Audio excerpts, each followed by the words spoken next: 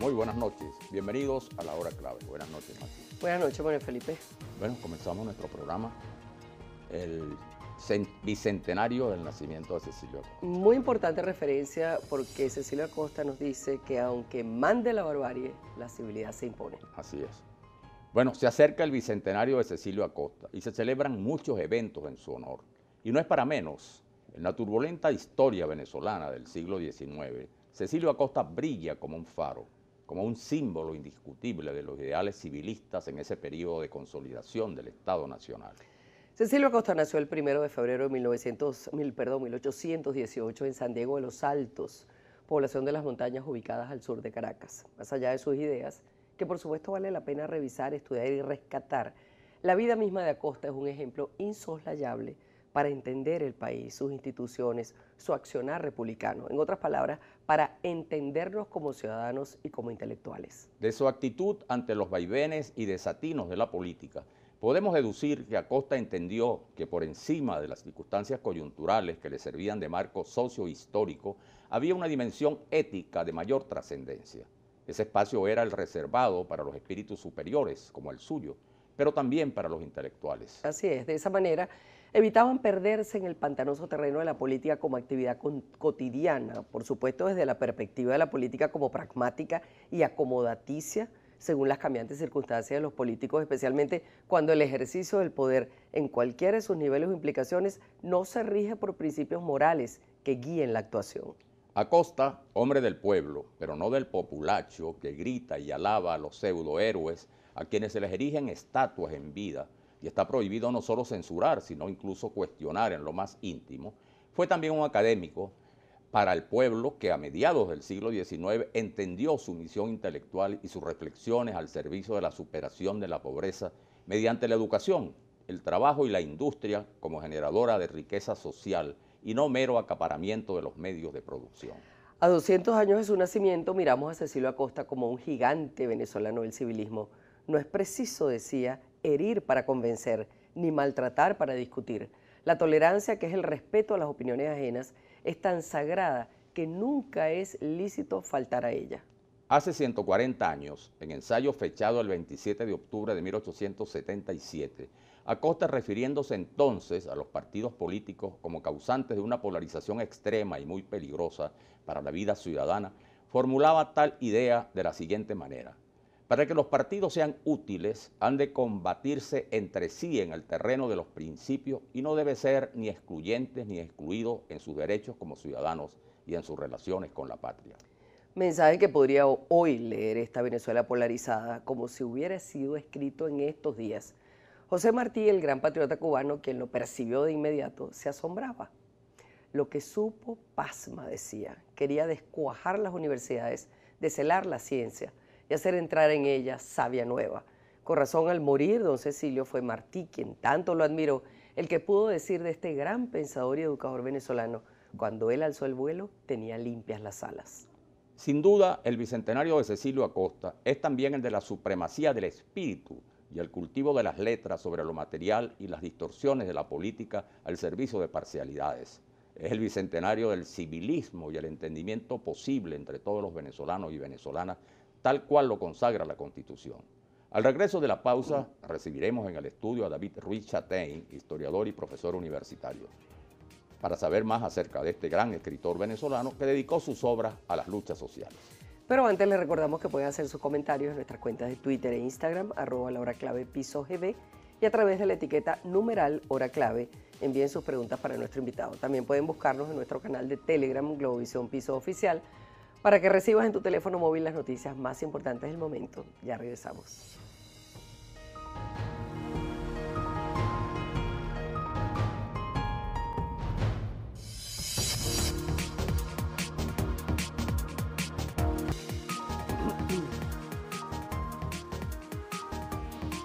Regresamos con la hora clave. Recordamos que pueden enviar sus preguntas y sus comentarios utilizando la etiqueta #hora clave. Bueno, le damos la bienvenida a nuestro invitado, David Ruiz Chatein, historiador, profesor de UPEL, magíster y doctor en historia, para hablar sobre este tema, ¿no? Tan interesante, y además que tiene tanta vigencia a pesar de 200 años de su nacimiento, pero a pesar de que su figura fue muy sobresaliente en el siglo XIX, ¿no? Claro que sí. Bueno, David, hay una cosa bien interesante, sobre todo para los tiempos que vivimos. Nosotros decíamos que él era, Cecilio Acosta, una gran referencia del civilismo o del civismo. Y justamente los problemas del poder, todos esos problemas que agobian y que estremecen al poder, pues sencillamente se resuelven siguiendo un poco lo que él decía. Hay que tener moral para ejercer el poder, hay que ser tolerante y hay que saber oponer, hay que saber enfrentar al oponente con respeto. Así es, lo que tú señalabas en el segmento anterior, no necesitas ofender para refutar, eso es muy importante. Él le da mucha importancia a dos cosas, él rechazaba el exceso de pasión, el odio, que había sido una práctica política muy arraigada en Venezuela. Lo dice otro grande de Venezuela, Mariano Picón Sala, en Venezuela hacemos la política con fervor de cruzados. Y entonces Cecilio Acosta recoge esa idea también.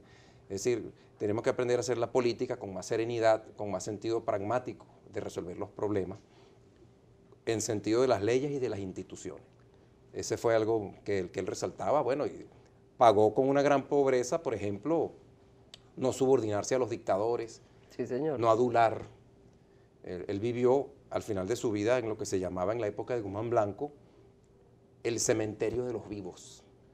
Mucha gente lo evitaba en la calle, no lo visitaban, no conseguía trabajo y vivió, bueno, de hecho lo entierran con una colecta que le hacen sus amigos. Se quejaba de los políticos que se hacían estatuas. Con problemas de salud también, ¿no? Desde muy joven. Así es. Se quejaba de los políticos que se mandaban a erigir estatuas y en el fondo eran antihéroes. Así es. Bueno, con Guzmán tuvo muchos problemas. Guzmán lo odiaba porque él no quiso adularlo. Entonces, como él no quiso adular a Guzmán, la gente lo evitaba en la calle, no tenía trabajo, murió en una condición de extrema pobreza. Ahora, hay además un hecho importante, y es que tuvo esa conducta civilista en un contexto de guerra, ¿no? De grandes pasiones, era la época de los caudillos, ¿no? Fue el siglo XIX, que según decía Vallenilla, fue un siglo de guerras y de anófeles, por el paludismo. Sí, por el paludismo. El general Hambre y el general Paludismo. Así es. Esos dos generales mataban al pueblo en el siglo XIX. Mira, aquí tenemos a Robert Martínez, nuestro primer tuitero que aparece por aquí. A hablar de don Cecilio Acosta es hablar de ejemplo de civilidad, democracia, decoro y probidad excelente. Así es, Cecilio. Es que es un gran tema, Cecilio Acosta. Así es.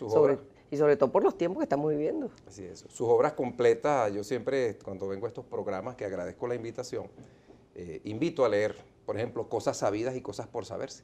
Él le da una gran importancia a la educación. El cambio está en la educación, en que el pueblo esté preparado para defender los derechos civiles, en que el pueblo esté preparado técnicamente para desempeñar un trabajo y no vivir del Estado. Exacto. Fíjate, ya él se adelantaba a todos los avatares que íbamos a vivir nosotros después. Douglas Pérez nos dice, es importante la biografía de los venezolanos para los venezolanos. La importación de epónimos es menospreciar lo nuestro. Así es. Yo el comentario, ¿no? En algunas instituciones públicas que lamentablemente están confiscadas por la politiquería, me incomodo mucho cuando veo exposiciones en homenaje al Che Guevara, exposiciones en homenaje a Camilo Torres, y el año que viene es el bicentenario del natalicio de Cecilio Acosta. Este año es el bicentenario del triunfo de la libertad sobre el despotismo de Juan Germán Rocio. Y eso pasa por debajo de la mesa. No, que se tiene que hablar mucho de Juan Germán Rocio. Así es. Y tenemos que ocuparnos de que se hable mucho de Juan Germán Rocio. Bolívar Divisa, Cecilio Acosta fue uno de los grandes prosistas de la lengua castellana por ser un pensador osado, espejo de rectitud.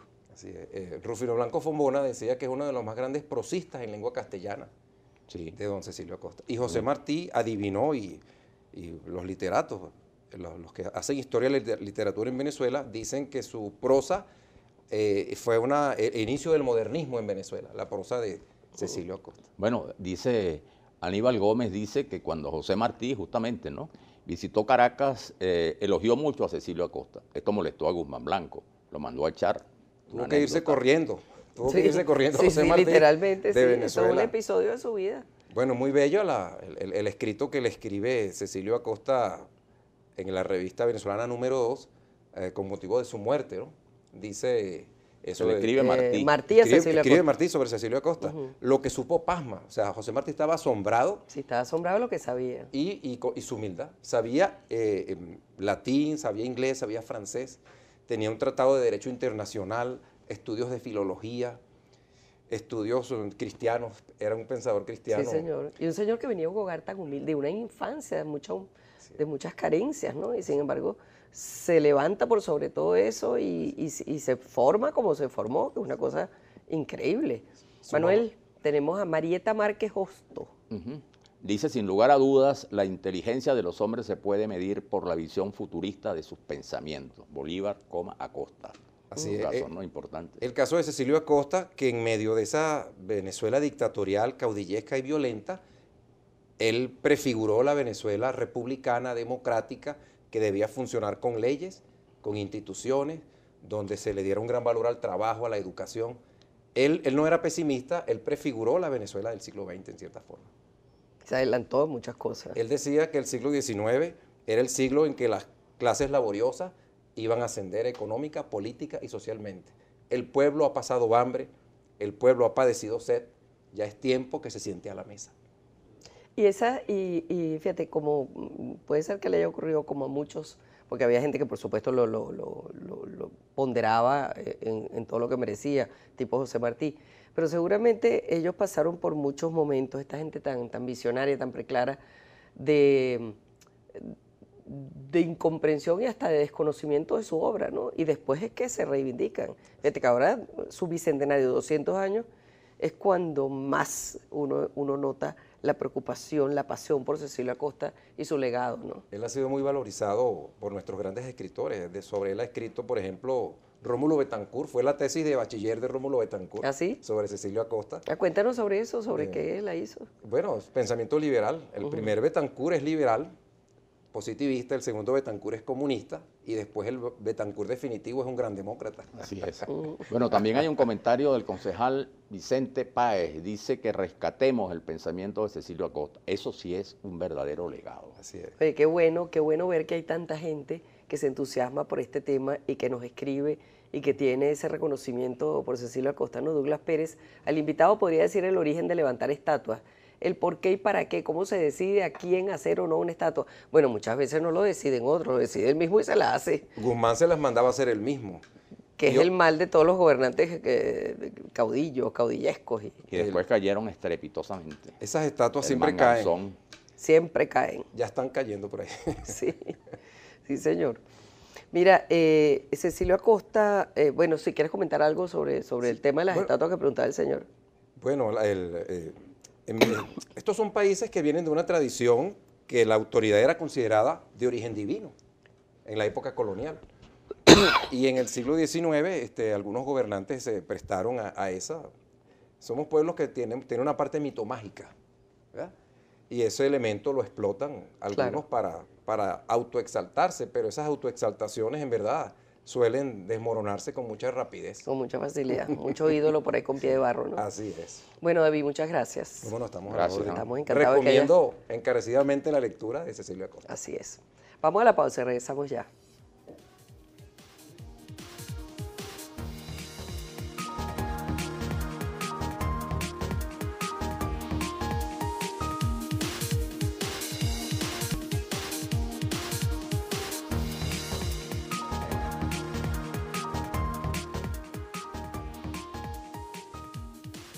Bueno, sobre esta gran referencia civilista que fue Cecilio Acosta, también opinó el profesor Luis Castillo. Vamos a escucharlo. Bien, referirnos a Cecilio Acosta implica abordar un personaje clave, representativo del siglo XIX venezolano. Uslar Pietri diría que era un personaje bastante tímido, modesto, pero con un enorme grado de honestidad. Y probablemente ese enorme grado de honestidad lo alejó un tanto de digamos, de la política, de los círculos cercanos al poder, pero indudablemente fue un actor político también. Dejó una huella importante, textos un tanto sueltos, pero al ser, digamos, compilados encontramos una obra bastante importante en el pensamiento político e histórico venezolano. Cecilio Acosta, igual que otros miembros de su generación, como el caso de Fermín Toro, o de su época, como el caso de Fermín Toro, señalaría, por ejemplo, la búsqueda del progreso. En aquel momento del siglo XIX el progreso es la gran necesidad de la República. El progreso puede ser entendido como las locomotoras, el ferrocarril, pero el progreso también es la prensa, el progreso también es la libertad de expresión, el progreso también es la educación. Pero en Venezuela ese progreso, o la búsqueda de ese progreso, estaba vinculado con algunos hechos un tanto bruscos, un tanto violentos, como lo fueron las revoluciones. Cecilio Acosta nació en 1818 y va a ver prácticamente toda la construcción de la historia republicana venezolana. Va a haber el ascenso y la caída de José Antonio Páez, el ascenso de los Monagas, y va a haber dos momentos bastante cruentos en la historia, que es el llamado fusilamiento del Congreso de 1848 y la Guerra Federal, que fue una guerra civil. Ante eso, ante esas revoluciones que Cecilio Acosta dice que son extremadamente violentas, que son saltos históricos garrafales, él contrapone la educación. Pero no cualquier tipo de educación, sino una educación que tenga las capacidades y que tenga la posibilidad cierta de estructurar y de plantear soluciones a la sociedad. Entonces él señala, por ejemplo, que la universidad es una fábrica de intelectuales, él la ve de esa manera. Algunos lo señalarían como un reaccionario, pero no es un reaccionario. Algunos lo acusan de hacer señalamientos contra los llamados clásicos, pero él no está en contra de los clásicos. De hecho, los lee en latín, escribe en latín. Es un asiduo escritor de la prensa, de varios diarios. Y lo que busca es plantear que la educación debe estar o debe plantearse por encima de estos hechos violentos, de estos hechos que han dejado debilitada a la República. Y básicamente no solo la educación universitaria, sino la educación primaria, esa educación elemental. Él dice que la educación debe ir de abajo hacia arriba y no de arriba hacia abajo, como venía desarrollándose durante ese siglo. Bueno, fíjate, Manuel, esto también hace un aporte interesante, ¿no?, de este joven profesor historiador que me parece que cierra muy bien toda esta reflexión sobre Cecilio Acosta en su bicentenario. Sí, yo creo que ha estado interesante y yo creo que podemos cerrar con una célebre frase de Cecilio Acosta que decía: no queremos que la tiranía que busca tinieblas tenga adoradores, ni la ignorancia que la sirve prosélitos. Esa es la clave. Esa es la clave. Buenas noches.